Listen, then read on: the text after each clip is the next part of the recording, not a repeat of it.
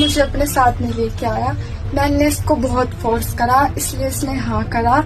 और कैमरे चेक करवा सकते हो, मैं खुद पैदल चल के गई थी इसके साथ। इसने मना भी करा था, मैंने इसे फोर्स करा कि मुझे लेके जाओ यहाँ से, वरना मैं मर जाऊंगी।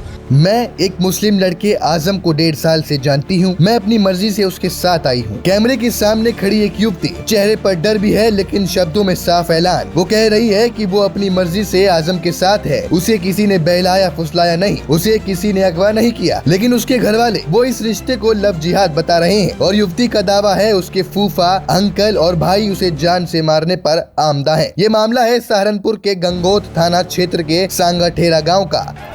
ये मुझे अपने साथ नहीं लेके आया।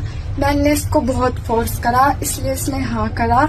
और कैमरे चेक करवा सकते हो, मैं खुद पैदल चल के गई थी इसके साथ। इसने मना भी करा था, मैंने इसे फोर्स करा कि मुझे लेके जाओ यहाँ से, वरना मैं मर जाऊंगी। इसलिए बस ये मुझे लेके आया अपने साथ। इसकी मजबूरी थी, इसके घर वालों को परेशान ना करे।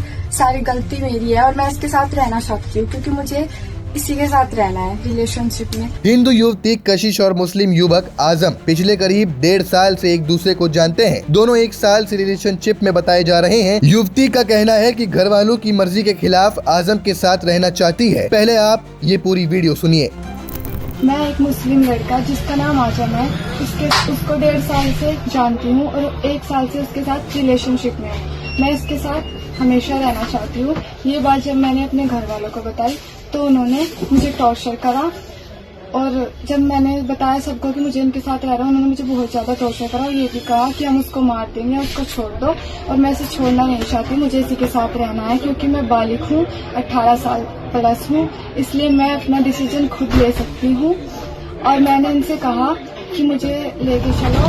मैंने उनको फोर्स करा कि मुझे आपके साथ रहना है, मुझे लेके चलो वरना मैं सुसाइड कर लूंगी। और फिर मैंने जब इनसे कहा, हमारी दोनों की सलाह हुई और हम आ गए। अब हम अपने कोर्ट के कागज बनवा रहे हैं, जो हमने अपने कोर्ट के यहाँ से कागज बनवाए हैं, हम अपने थाने में भेज रहे हैं। और इन कागज को देखने के बाद मेरा भाई हर्ष, मेरा फूफा परवीन और मेरा अंकल देवी सिंह, वे तीनों इनको जान से मारना चाहते हैं। मैं अपनी मर्जी से इनके साथ आई हूँ, मुझे इनके साथ रहने में कोई प्रॉब्लम नहीं है। तो मेरे घर वाले इनके घर वालों को बिल्कुल परेशान ना करें, इनके घर वालों से कुछ ना कहे। और जो ये हमने थाने में भेजा है उसके बाबत पुलिस भी इनका कोई साथ ना दे और हमें उनसे खतरा है, तो हमारी साइड उनके खिलाफ एक्शन। तो सुना आपने। दरअसल मंगलवार देर रात युवती घर से लापता हो गई। परिजनों ने कोतवाली में तहरीर देकर लव जिहाद का आरोप लगाते हुए FIR दर्ज कराया, जिसके बाद गांव में तनाव का माहौल बन गया। बुधवार को गांव के मंदिर परिसर में दोनों समुदायों के जिम्मेदार लोग और जनप्रतिनिधियों की बैठक बुलाई गई। तय हुआ कि युवती की बरामदी के लिए प्रशासन को 24 घंटे का समय दिया जाएगा। प्रस्तावित धरना और सड़क जाम फिलहाल स्थगित कर दिया गया है।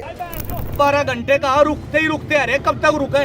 अब जब लास्ट में पूरे समाज ने, पूरा जितना हमारा हिंदुत्व है, सभी ने ये डिसीजन लिया कि आज हम सड़क जाम करेंगे। जब तक हमारी बहन चाहे 1 घंटे में हो चाहे 2 में, हम यहीं बैठे रहेंगे सभी के सभी। बैठक में मुस्लिम पक्ष से पूर्व प्रधान बादल चौधरी और पंचायत सदस्य जीशान चौधरी और प्रधान तनवीर चौधरी मौजूद रहे। उन्होंने मामले में सहयोग का भरोसा दिया। क्षेत्राधिकारी अशोक सिसोदिया के मुताबिक पुलिस सभी एंगल से जांच कर रही है, संभावित ठिकानों पर दबिश दी जा रही है और गाँव में शांति व्यवस्था के लिए पुलिस बल तैनात है।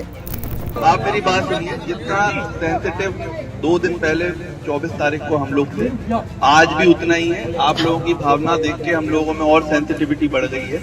हम लोग 8 लोगों को हिरासत में लिया है और हम लोग जो दिल्ली पुलिस के साथ हमारी एक और टीम भेज रहे हैं, क्योंकि अब मेरी बात सुनिए, जो इमोशंस है वो हमने रजिस्टर कर लिए हैं। हमने समझ लिया है कितना इम्पोर्टेंट है, हम तब से भी लगे हैं, अब और लगे हैं। बट अगर ये चीज करने से ना हम अपने जो मेन लक्ष्य है उससे थोड़ा पीछे हट जाएंगे, क्योंकि हमारे देखो 4-5 थानों की टीम यहाँ पर है, मैं खुद यहाँ हूँ, CO है, इंस्पेक्टर है। अगर हम लोग बैठते तो हम लोग कुछ और रणनीति बना सकते। अब लोग हम यहाँ पर मैनेज करने में लगे। अगर आप चाहते हो कि बहुत जल्द से जल्द हम लोग बरामदगी करें, आपने अपनी बात रखी, हमको बताने के लिए हम समझ गए।